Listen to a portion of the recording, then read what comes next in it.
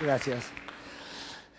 Lo que voy a compartir con ustedes es un poco la historia de cómo llegamos a dedicarnos a lo que nos estamos dedicando en CEPA ahora y a reflexionar sobre la realidad en nuestro país, lo que provoca una mala situación de movilidad y cómo afecta eso a toda la sociedad, y analizaremos si es posible cambiar.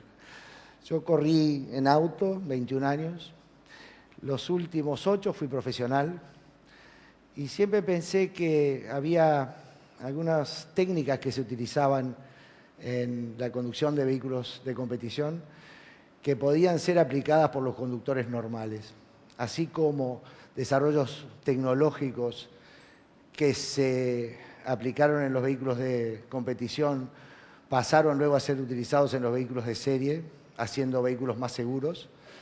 Había técnicas que nosotros utilizábamos que podían ser transmitidas. Ahí dejé, yo creo que esa fue la primera pausa inteligente en mi vida, porque dejé una empresa familiar exitosa en aquel momento y decidí invitar a algunos amigos, hoy mis socios, a este emprendimiento. En aquel momento hablar de manejo avanzado y de programas de prevención era por lo menos raro, nos costó arrancar. Tuvimos la suerte de que SEM, que fue nuestro primer cliente, confió en lo que fuimos a plantear y con el SEM arrancamos. Hoy, después de 27 años, han pasado más de 1 millón de personas por nuestros programas teóricos y electrónicos y han pasado más de 500.000 personas por los prácticos y gracias a Dios con buenos resultados. Ahora vamos a ver un poquito lo que es la realidad de nuestro país. Entonces, estas son cifras oficiales de la UNACEP referentes al primer semestre de este año. Tenemos 84 personas lesionadas por día, son 15.000 al año. Un fallecido o más de un fallecido por día, uno cada 16 horas. Más del 50% de los fallecidos, las fatalidades ocurren los fines de semana, los viernes hasta los lunes de mañana.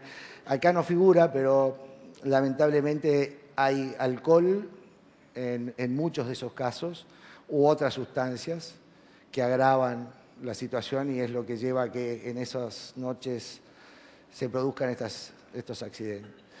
El 60% es en ciudades y el 40% es en carreteras. Esta es una publicación del Observador de hace unos días y yo creo que también es impactante.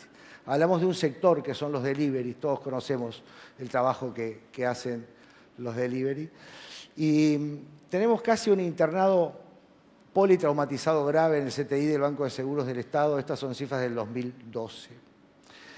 Curiosamente, todos podemos pensar que el delivery o los accidentes de delivery ocurren en la noche. Bueno, lo que nos dice el estudio es que no, ocurren entre las 12 y las 16 horas. Y tenemos una comparación de los ingresos a CTI, que es 2.4 ingresos cada 1.000 personas. En el caso de los delivery estamos en 11. Esta es una... Y podríamos compartir un montón de información más, pero no quiero ir, extenderme demasiado. Pero esta es la realidad nacional. Si vamos a los costos, esto es un informe que fue presentado por el contador Garat en el simposio de la Academia Nacional de Medicina y yo lo resumí. Pero los accidentes de tránsito le cuestan al país casi 1.200 millones de dólares por año. La exportación de carne en el año 2012 fue de 1.400 millones. Eso para darnos una dimensión de lo grave, más allá de las vidas que se pierden y de las personas que quedan lesionadas y a veces con secuelas graves. Esto es lo que le cuesta al país el siniestro de tránsito y sus lesionados y sus fallecidos. En CEPA nos gusta hablar de trilogías. Nosotros creemos que hay 2 trilogías que, cuando hablamos de movilidad, están siempre presentes. ¿Qué es la movilidad? Es lo que nos permite, tanto a los peatones, ciclistas o inclusive, obviamente, los conductores de distintos tipos de vehículos, movilizarnos, ir del punto A al punto B. ¿Qué se precisa? Un usuario, que es el peatón, el ciclista o el conductor, la vía de tránsito y los vehículos. Obviamente, el importante es el usuario, porque es el usuario quien puede adaptar su actitud a las condiciones adversas eventuales de las vías de tránsito o de los propios vehículos. Entonces ahí vamos, si hablamos del usuario, a lo que es la segunda trilogía en la cual trabajamos y trabajamos mucho. Tenemos un tema de conocimiento. ¿Conocimiento de qué? De la ordenanza de tránsito, de las prestaciones del vehículo que estamos conduciendo, de conceptos de seguridad vial básicos. Mucha gente que tiene licencia de conducir desde hace años, cuando hacemos algunos tests electrónicos que tenemos y preguntamos cosas simples, hablamos siempre de kilómetros por hora. En realidad, en la conducción nosotros preferimos hablar de metros por segundo, porque las cosas pasan muy rápido. A 60 kilómetros por hora, un vehículo está recorriendo 16 metros por segundo. Si tenemos un tiempo de reacción, que es cuando detectamos algo que nos va a hacer frenar, sacar el pie del acelerador y llevarlo al pedal de freno, en el mejor de los casos eso es medio segundo. Estamos recorriendo 8 metros sin haber comenzado a frenar. Entonces, ese tipo digamos, de realidades es conocimiento. Y hay personas que tienen el conocimiento, hay otras que no, pero el conocimiento es fácil de transmitir. Se puede estudiar, hoy en día hasta en la web tenemos un montón de información, hay cursos, hay academias. Habilidades es más o menos similar, todos tenemos diferentes habilidades, pero con entrenamiento, con capacitación, con práctica, se pueden mejorar las habilidades. El otro componente, que es el verdaderamente importante, es el comportamiento. Y ahí es donde en los últimos años nos hemos convencido de que es donde debemos trabajar. Tenemos muchísimos casos de conductores que tienen el conocimiento adecuado, que aprueban los test con el 100%, que cuando vamos a las pruebas prácticas tienen una excelente habilidad, pero sin embargo son conductores de riesgo, son los que tienen más multas y muchas veces los que se involucran más en los siniestros, terminando en accidentes. Si hablamos de comportamiento, estas son fotos, algunas de acá, otras son de la región. Nosotros trabajamos en la región en 32 países.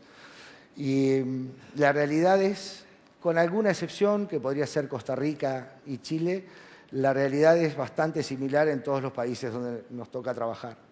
Acá tenemos distintos ejemplos de malos comportamientos, desde abusos del vehículo, en el caso del camión o el señor que va con las garrafas, hasta la barbaridad de una familia entera en una moto sin casco y sin ninguna seguridad. Y después los peatones cruzando en lugares inadecuados. Basta salir a la calle y recorrer un poco para encontrar situaciones como estas. Reitero, no solo en Uruguay, sino en todos los países. O sea que hay realmente un tema de comportamiento. Ahora, no todas son pálidas. Yo voy a compartir 2 casos de éxito. Podríamos, por suerte, compartir muchos casos de éxito. En el primer caso es un laboratorio. Es Johnson & Johnson. Con Johnson & Johnson trabajamos en 23 países y eso refleja una flota de conductores que no son conductores profesionales. Ellos ingresan como visitadores médicos. Y que cuando tomamos el programa tenían el APMM, que es el índice con el que vamos a manejarnos, es accidentes por millón de millas, para poder comparar, ¿verdad?, flotas de distintos tamaños. Tenían 2,85 accidentes cada millón de millas recorridas. Se implementó el programa, en este caso nuestro programa, el CEPA 6 Drive, y cerramos con un 46% de reducción en la siniestralidad. Este otro caso son conductores profesionales, esto es la flota de UPM FOSA. Cuando comenzamos con ellos tenían 1,8 accidentes cada millón de kilómetros, hoy estamos por debajo de 1, o sea que logramos una reducción de más del 50%. Y cuando digo logramos, lo estoy diciendo mal, en realidad lo lograron ellos. Nosotros desarrollamos, implementamos y ayudamos a gestionar, pero quienes gestionan los programas de prevención son ellos. Tenemos casos de algún otro laboratorio donde se implementó el mismo programa y no se obtuvieron estos resultados. ¿Por qué? Porque se gestionó mal. Esto es básicamente nuestro programa. Para que el programa sea exitoso es fundamental que haya un compromiso de lo que llamamos la alta gerencia. Tiene que estar claro el compromiso y convencidos de que quieren implementar ese programa y así lo tienen que transmitir para abajo. Obviamente tienen que tener una política de seguridad interna, que además tiene que estar muy bien comunicada, y es fundamental tener información. Para poder modificar realidades nosotros tenemos que saber qué es lo que ha pasado, qué es lo que está pasando para poder cambiar, para poder modificar o hacer cosas diferentes. Por otro lado, lo que hacemos es una preevaluación de los conductores, analizamos a fondo el tipo de siniestralidad y hay un monitoreo constante y de alguna manera lo que podríamos llamar una fiscalización, porque se premia a aquellos conductores que cumplen con la política y de alguna manera se fiscaliza dentro de las empresas y se controla a aquellos que por distintas razones no la cumplen. La pregunta es si tenemos casos exitosos en corporaciones. Nosotros trabajamos con todo tipo de flotas. Tenemos flotas en México, Bimbo, por ejemplo, atendemos 52.000 choferes. PepsiCo, 22.000 choferes, solo en México. Hay mineras con 23.000 camiones. Estamos hablando de flotas muy grandes. Y si las flotas o las corporaciones son capaces de ser exitosos y de reducir sensiblemente la siniestralidad, la pregunta que nos hacemos es ¿por qué los países no pueden? ¿Por qué nosotros en Uruguay no podemos lograrlo? Y nosotros creemos que sí, que se puede lograr. Entonces, si nosotros utilizamos este programa o cualquier otro, hay muchos programas buenos, no solo el nuestro, y en lugar de tener CEPA arriba ponemos a la Unidad Nacional de Seguridad Vial, que es otra de las buenas noticias.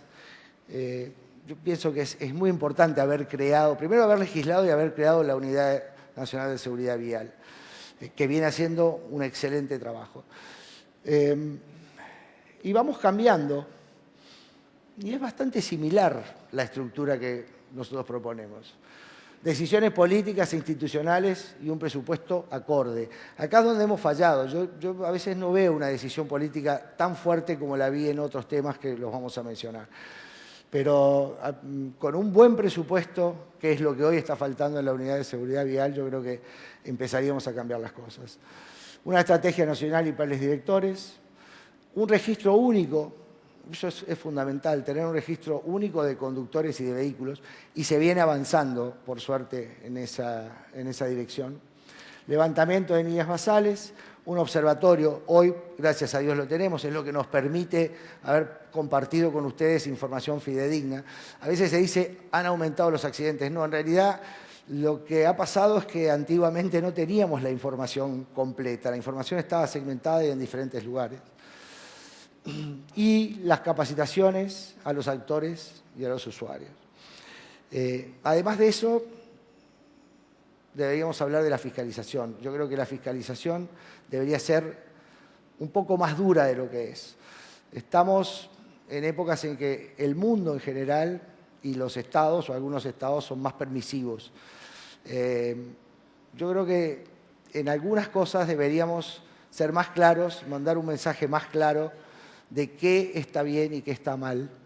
Y a veces tenemos la impresión de que eso no sucede.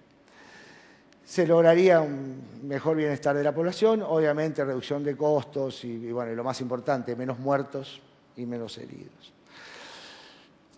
Ese es nuestro enfoque y estamos convencidos de que se puede. Y creo que hay algún ejemplo reciente que va en esa dirección y que tiene que ver con el tabaco.